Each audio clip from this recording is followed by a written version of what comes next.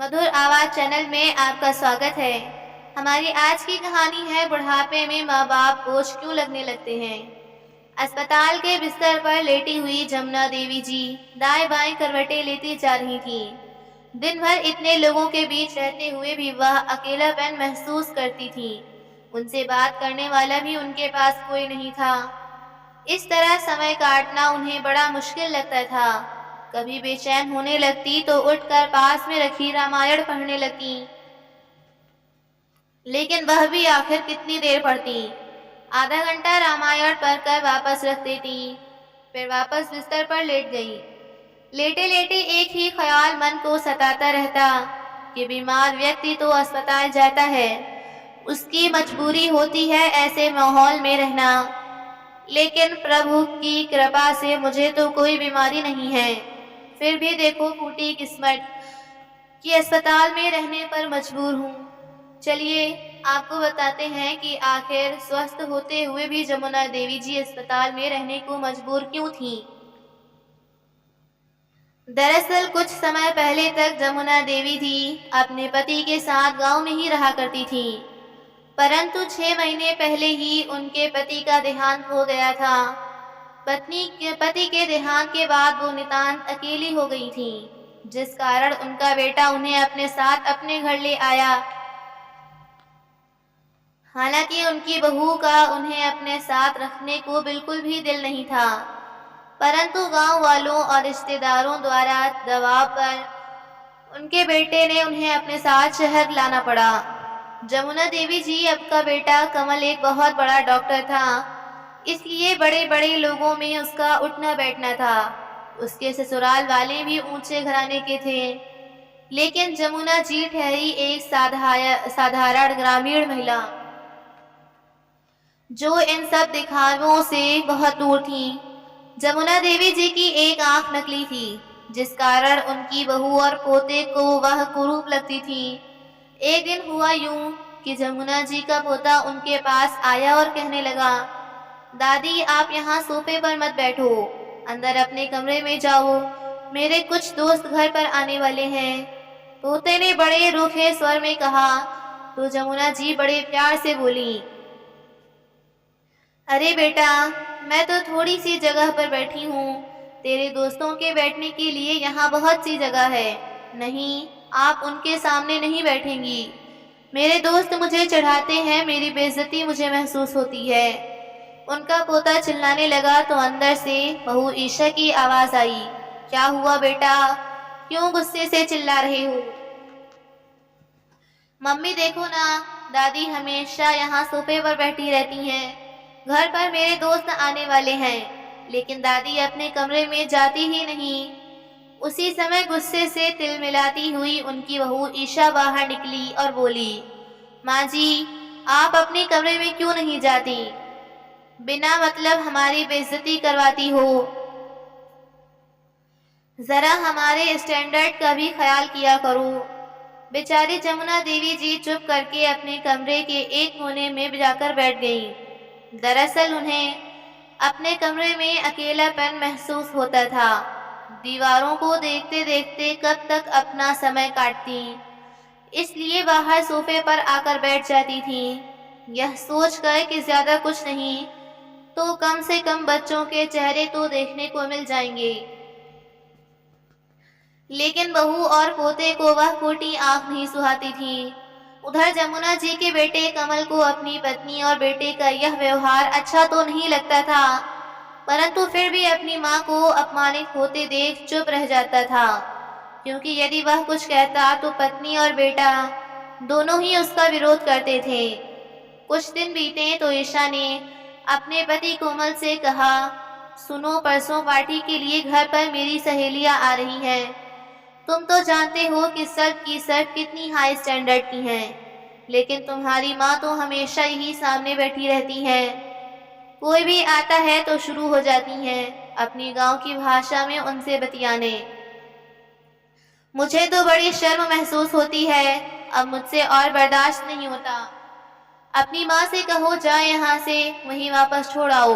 अपनी पत्नी की बात सुनकर कमल बोला, ईशा तुम पागल तो नहीं हो गई, इस उम्र में मैं माँ को वापस छोड़कर आऊँगा तो सारे रिश्तेदारों में और गांव वालों में मेरी कितनी किरकिरी हो जाएगी कि इतना बड़ा डॉक्टर होकर अपनी माँ की देखभाल नहीं कर सकता। लेकिन ईशा तो जिद ठान कर बैठ गई और अपने पति को साफ शब्दों में कह दिया कि या तो अपनी माँ को गांव में छोड़कर आओ, नहीं तो किसी वृद्ध आश्रम में छोड़ दो, क्योंकि अब वह उन्हें अपने घर में हरगिज नहीं रहने देंगी। इस समस्या का डॉक्टर बेटे ने एक नया हल निकाला, जिससे सांप भी मर जाए और लाठी भी न टूटे।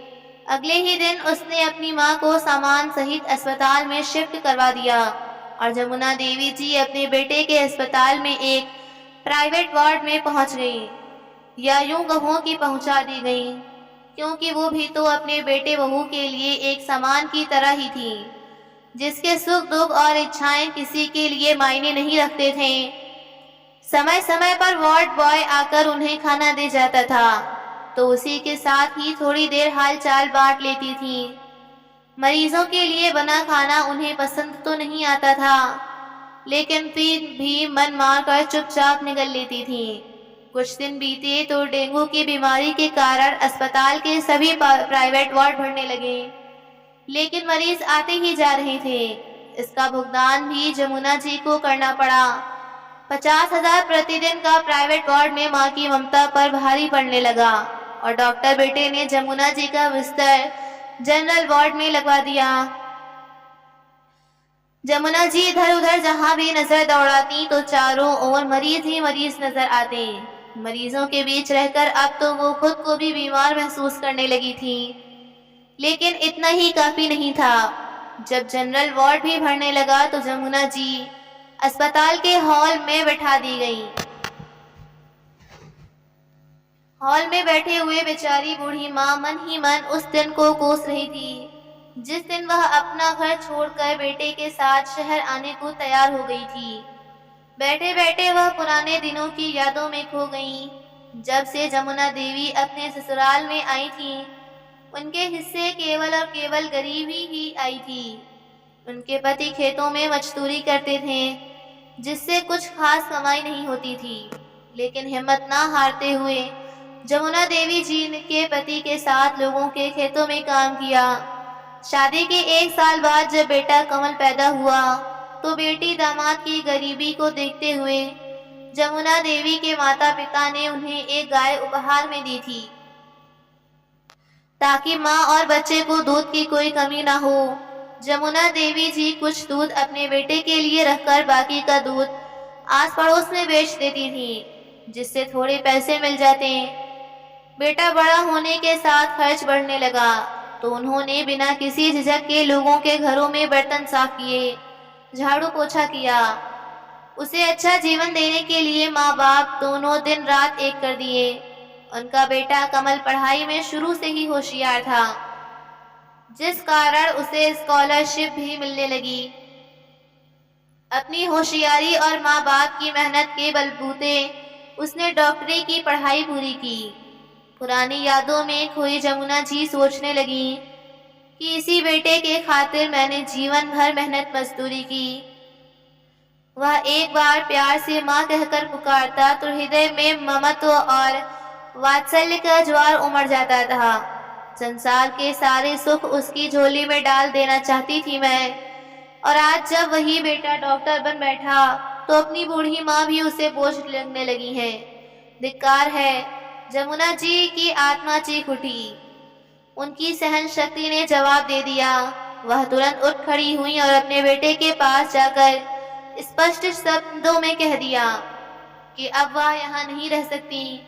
या तो बेटा उन्हें गांव में छोड़कर आए, नहीं तो वह स्वयं गांव के लिए निकल जाएंगी।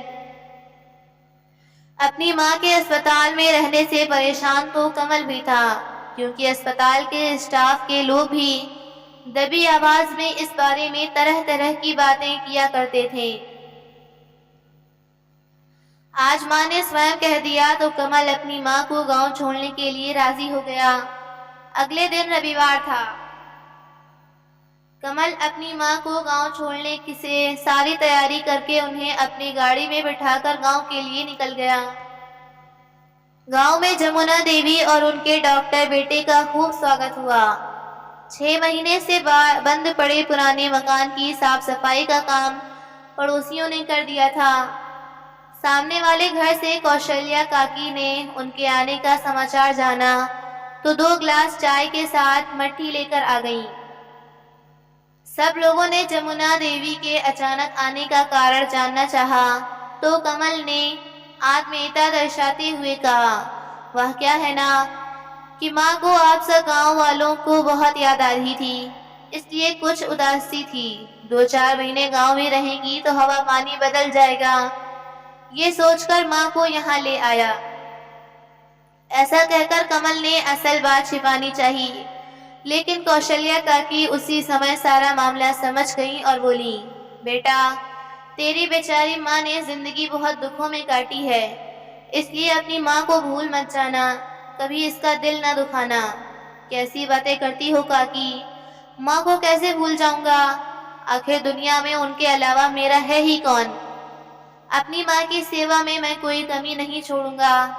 आते जाते रहने का आश्वास देकर उसने अपनी माँ के हाथ में 1,000 10,000 थमा दिए और बोला, माँ, मुझे लगता है कि इतने पैसे तुम्हारे खर्चे के लिए काफी होंगे।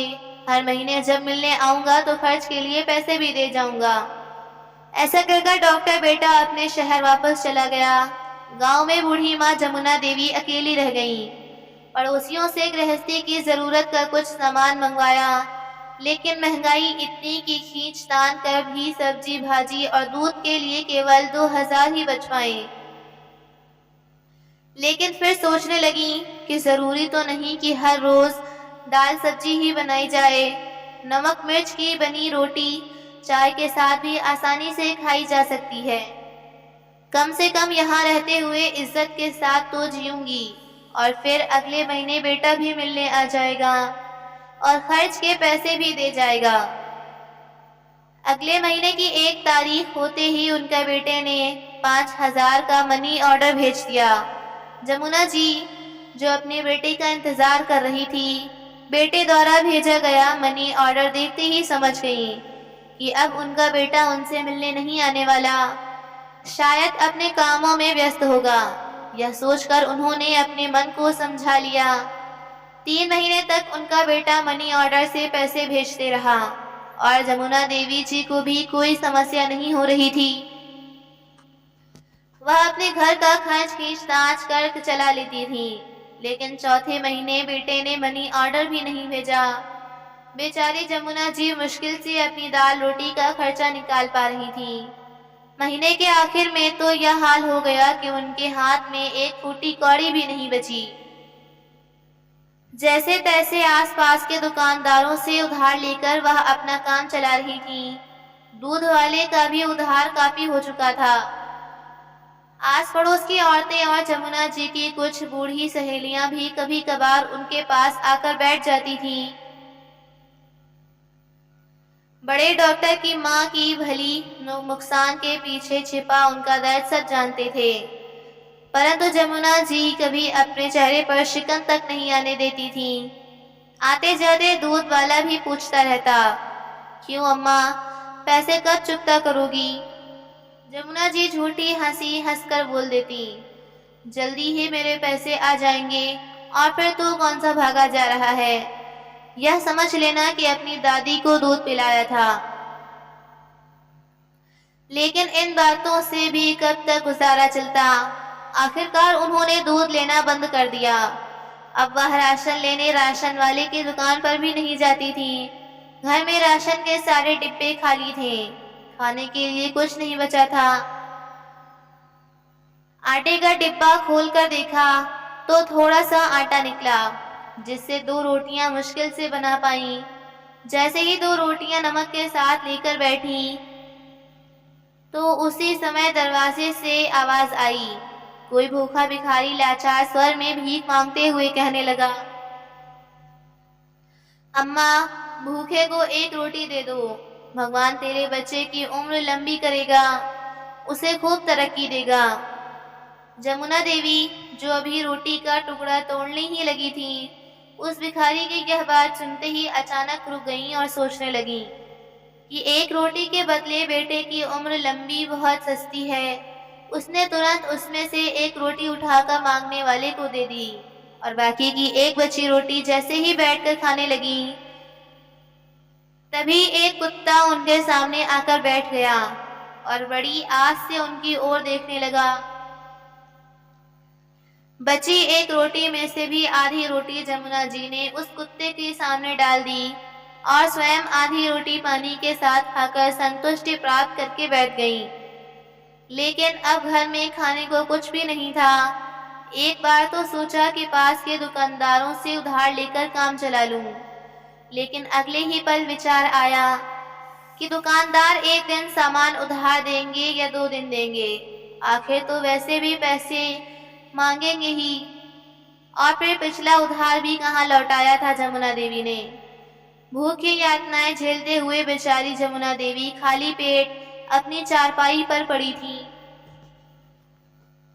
कई बार सोचती कि किसी के घर में बर्तन मांजने का काम उठा ले या फिर लोगों के घरों में झाड़ू पोछा करना शुरू कर दें, कुछ पैसे तो बन ही जाएंगे। लेकिन फिर बड़े डॉक्टर की मां होने की मर्यादा उसके आड़े पड़ जाती। यही सोचकर पानी पीकर भूख मिटाने की कोशिश करती और चुपचाप बैठ जाती। रात हुई तो खाली पेट ही सो गई, लेकिन उम्मीद अब भी बनी हुई थी कि बेटा पैसा जरूर भेजेगा। अगले दिन सुबह जल्दी उठ गई। पेट में मरोड़ पड़ रहे थे। जमुना देवी जी की भूख बढ़ती जा रही थी। सब्र कर पाना भी कठिन था। खाली पेट बेचारी जमुना जी बार बार मनी ऑर्डर के इंतजार में बाहर निकलकर अपनी गली को निहारने लगती, लेकिन गली तो दूर तक सुनसान पड़ी थी। फिर वापस आकर चारपाई पर बैठ गई। तभी अचानक बाहर से कुछ आवाज आई तो जमुना जी बाहर की ओर दौड़ी। देखा तो सामने गायों का खाने का सामान इकट्ठा करने वाली गौशाला की गाड़ी आई थी। गली की सारी औरतें बाहर निकलकर अपने घर में बची रूखी सूखी रोटियां उस गाड़ी में डाल रही थीं। जमुना जी बेचारी निढाल होकर अपने घर के गेट के बाहर घुटनों के बल बैठ गई। वो एक पल गाड़ी में डाली जाने वाली रोटियों को देखती तो दूसरे पल डाकिये के इंतजार में गली को निहारने लगती। आंसुओं का सैलाब आंखों से बाहर निकलने को उतारू था, परंतु आंखें गौशाला की गाड़ी में रखी रोटियों पर थीं। जब सब औरतें गाड़ी में रोटियां डालकर चली गईं, तो जमुना जी भूख से विवश होकर झिझकते हुए गाड़ी की तरफ बढ़ी। यहाँ वहां देखा तो कोई नहीं था। जमुना जी ने झट से गाड़ी में हाथ डाला। जितनी भी रोटियां हाथ में आई उन्हें अपनी साड़ी के पल्लू में छुपाकर तुरंत घर लौट आई और एक गहरी सांस लेकर अपनी चारपाई पर बैठ गई। फिर अपने भाग्य पर फूट फूट कर रोने लगी। साड़ी के पल्लू में रखी रूखी सूखी रोटियां निकाली तो रोटियां को देखते ही जमुना जी को उनमें अपने डॉक्टर बेटे की तरक्की नजर आ रही थी। फिर सोचने लगी कि मैंने तो आज तक किसी के साथ कुछ बुरा नहीं किया था, फिर भगवान ने मुझे ऐसी सजा क्यों दी कि आज मैं गायों के हिस्से की रोटी चुरा कर खाने को विवश हो गई हूँ। थोड़ी देर में कुत्ता भी उनके पास आकर बैठ गया और रोटियों को देखकर पूंछ हिलाने लगा। जमुना जी ने एक रोटी कुत्ते को भी डाल दी, लेकिन गाय के हिस्से की रोटी खाने को उनका मन नहीं मान रहा था।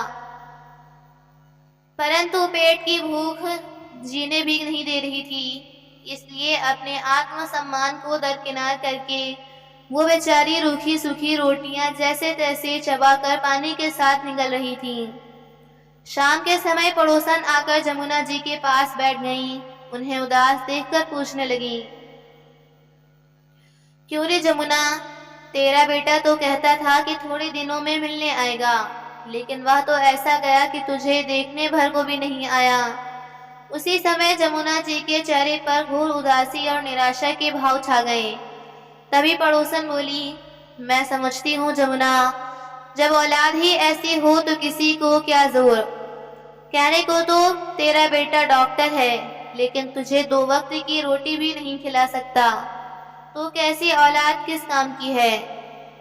तभी पड़ोसन की बात को नकारते हुए जमुना जी बोली, नहीं नहीं, मेरा बेटा ऐसा नहीं है, वह तो मेरा बहुत ध्यान रखता है, कोई न कोई मजबूरी रही होगी, नहीं तो ऐसे हो ही नहीं सकता कि वह अपनी माँ को भूल जाए। तभी पड़ोसन बोली, अरे जमुना बहन, इतना ही नालायक था तेरा बेटा तो तुझे अपने साथ अपने घर क्यों ना रख पाया। एक बूढ़ी माँ उस पर इतनी भारी पड़ गई कि उसे बुढ़ापे के वक्त बेसहारा और अकेले छोड़कर चला गया। पड़ोसन की बातों ने जमुना जी के दिल को झकझोर कर रख दिया था। सोचने लगी, गांव में जितने भी लड़के हैं, चाहे पढ़े लिखे हैं या अनपढ़, नौकरी करते हो या मेहनत मजदूरी, लेकिन अपने बूढ़े माँ बाप को अपने पास रखे हुए हैं। मेरे डॉक्टर बेटे से यह तो अनपढ़ गवार ही भले हैं, सुख दुख में पूरा परिवार एक साथ तो है। फिर सोचने लगी कि शायद मेरी ही किस्मत में खोट होगा। फिर बैठे बैठे मन में विचार आया कि आखिर कब तक मैं अपने डॉक्टर बेटे के नाम की बेड़ियां अपने पैरों में पहनकर बैठी रहूंगी। ऐसे तो काम नहीं चलेगा। मेरी जिंदगी किसी के भेजे गए पैसों की मोहताज तो नहीं, अभी तो मेरे हाथ पैर चलते हैं, फिर मैं इतनी मजबूर कैसे हो गई कि भूख मरने की नौबत आ गए। ऐसा सोचते हुए जमुना देवी जी पूरे आत्मविश्वास के साथ उठी और कमरे में गईं, और कमरे में जाकर अपने पुराने बक्से की ओर देखा। बक्से पर धूल मिट्टी चढ़ी हुई थी। झाड़ पोंछकर बक्से का ताला खोला।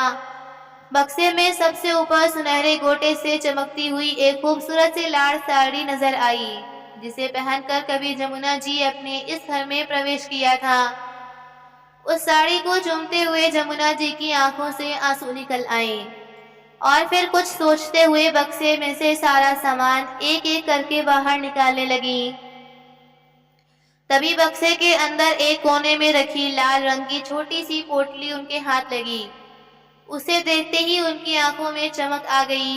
पोटली को खोलकर देखा तो उसमें जमुना जी का मंगलसूत्र पड़ा था, जो उनकी शादी के समय उनके पति ने उनके गले में पहनाया था। उस मंगलसूत्र को देखते ही जमुना जी ने उससे अपने सीने से लगा लिया। जो थोड़े बहुत गहने उनके मायके और ससुराल वालों ने उन्हें पहनाए थे, उन गहनों को वह अपने बेटे की पढ़ाई के लिए पहले ही बेच चुकी थी, लेकिन अपने पति की इस निशानी को वह बिल्कुल बेचना नहीं चाहती थी। आंखों में आंसू लिए जमुना जी अपने पति की तस्वीर को देखते हुए बोली, जीवन में लाख उतार चढ़ावों के बावजूद इस मंगलसूत्र को मैंने आज तक नहीं बेचा था, लेकिन आज हालत ही ऐसे हो गए हैं कि मेरे पास और कोई रास्ता नहीं है। लेकिन मैं जानती हूँ आपका प्यार और आशीर्वाद हमेशा मेरे साथ रहेगा। ये कहते हुए उन्होंने अपनी आंखों के आंसू पोंछे और बक्से में पड़ी एक अन्य पोटली में से चांदी के कुछ गहने निकाले। चांदी के गहने और अपना मंगलसूत्र उन्होंने अपने पल्लू से बांध लिए। तुरंत घर को ताला लगाकर सुनार की दुकान पर पहुंच गई और जाकर सुनार को अपने गहने दिखाए, और बड़ी आस से सुनार से पूछने लगी कि भाई, इन गहनों का क्या दाम लगाओगे। मंगलसूत्र को बड़ी बारीकी से देखते हुए सुनार बोला, मंगलसूत्र का वजन तो अच्छा खासा है, लेकिन चांदी के गहनों का कुछ खास पैसा नहीं दे पाऊंगा। फिर भी जोड़ घटा करके 50,000 उनके हाथ में थमा दिए। पैसे हाथ में लेते ही जमुना जी के दिल को एक राहत मिली। उन्होंने गहरी सांस ली और अपने घर पहुंची। कुछ राशन का सामान खरीद कर ले आई। आज बहुत दिनों बाद जमुना जी ने पेट भर कर खाना खाया था। पेट में कुछ भोजन आया तो उनके अंदर दोगुनी ऊर्जा आ गई। उन्होंने दिमाग लगाया कि यदि वह गाय या भैंस खरीद लें तो उनका दूध निकालकर बेचने से अच्छे खासे पैसे कमाए जा सकते हैं। गाय को पालने का काम तो जमुना देवी जी पहले से कर चुकी थी। उन्हें चारा खिलाने से लेकर दूध निकालने तक का सारा काम उन्हें अच्छे से आता था। जमुना जी बिना देरी किए गांव के मुखिया के पास पहुंची, जो गाय भैंसों को खरीदने बेचने का काम किया करता था, और मुखिया से अच्छी नस्ल की एक गाय खरीदी। घर पहुंचकर उन्होंने गाय के लिए जगह बना दी। थोड़ी ही देर में मुखिया का नौकर पहुंच गया और गाय को जमुना जी के घर में छोड़ गया और कुछ चारा भी छोड़ गया। गाय अच्छा खासा दूध देती थी। रोजाना 15 लीटर दूध उनके घर में होने लगा। अपनी जरूरत के लिए दूध निकालकर बाकी का दूध जमुना देवी जी दूध की डेयरी में बेचने लगी। डेयरी वाले उनसे काफी अच्छे दामों में दूध खरीदने लगे। अब जमुना देवी भी अच्छा खाना पीने लगी और उनके शरीर में ऊर्जा और ताकत भी आ गई। वह गाय की बड़े दिल से सेवा करती। हाथ में पैसे आ गए तो आत्मविश्वास भी बढ़ गया। अब उन्होंने एक भैंस और खरीद ली और अपनी सहायता के लिए एक नौकर भी रख लिया। 65 वर्ष की उम्र में भी जमुना जी ने ऐसी हिम्मत दिखाई जिसे देख लोग दांतों तले उंगलियां दबाने लगे। गांव में किसी गरीब की बेटी की शादी होती तो जमुना जी बढ़ चढ़कर उसकी सहायता करती और खूब आशीर्वाद देती। दूध दही का सारा खर्चा भी उठाती। देखते ही देखते जमुना देवी जी की तारीफ पूरे गांव में होने लगी। गांव के सभी लोग उनकी इज्जत करने लगे थे।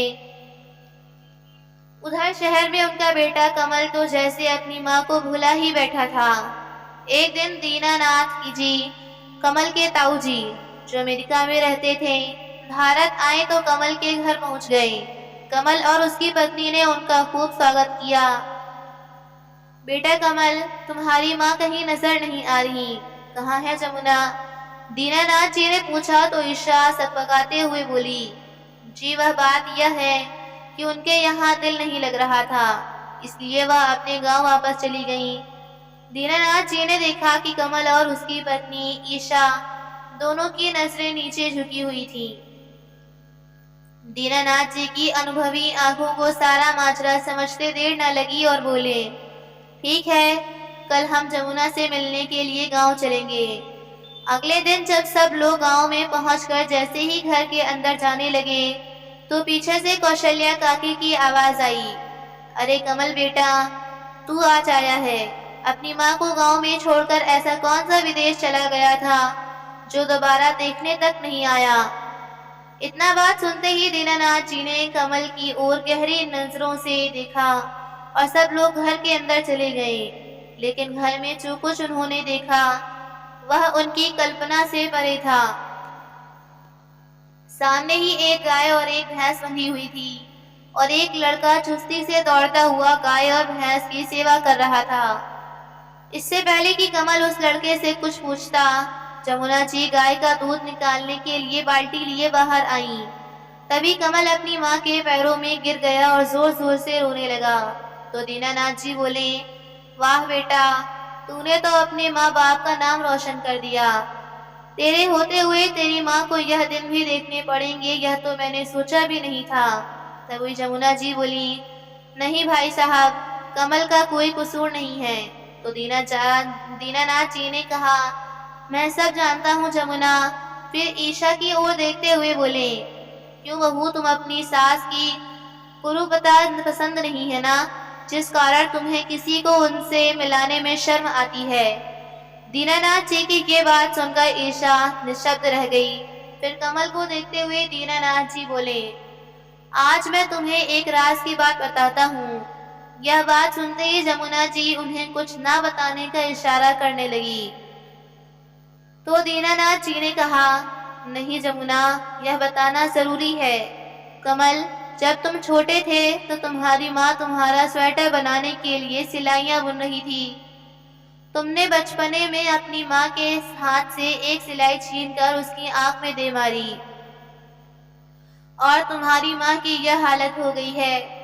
यह बात सुनते ही कमल और उसकी पत्नी के पैरों तले जमीन खिसक गई।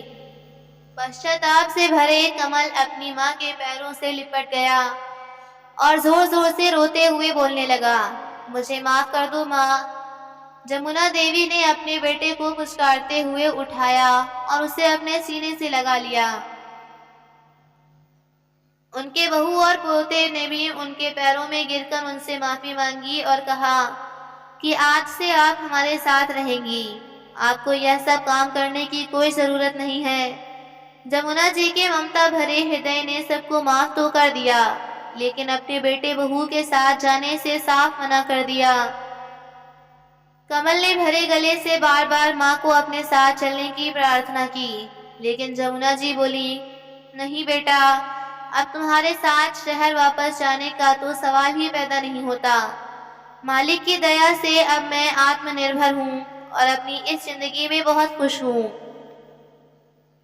और सबसे बड़ी बात तो यह है कि यहाँ मैं अपनी इज्जत पा रही हूँ।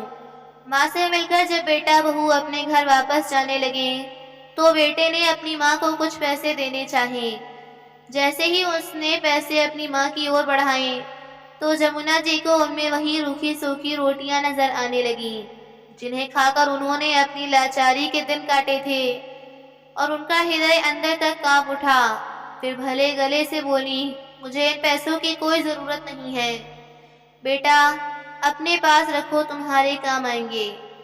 बस मेरी एक बात याद रखना, ना तो इंसान को सफलता मिलने पर घमंड में चूर होना चाहिए और ना ही कभी विपरीत परिस्थितियों में हार माननी चाहिए।